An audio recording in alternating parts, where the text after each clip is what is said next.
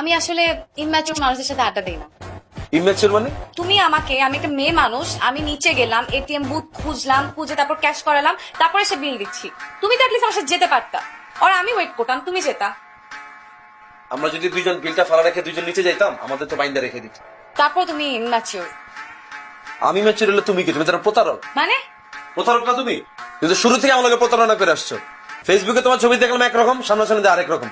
ফেসবুকে তো ছবি রেট মারতে মারতে দলা বানাই দিচ্ছ, সামনাসামনি তুমি আমার থেকেও কাইল্লা।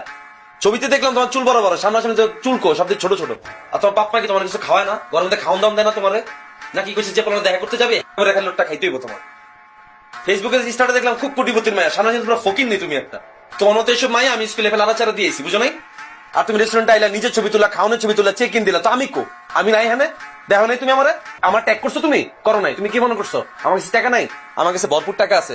তোমার মতো এরকম 10 অন্তর আরে হারা দিন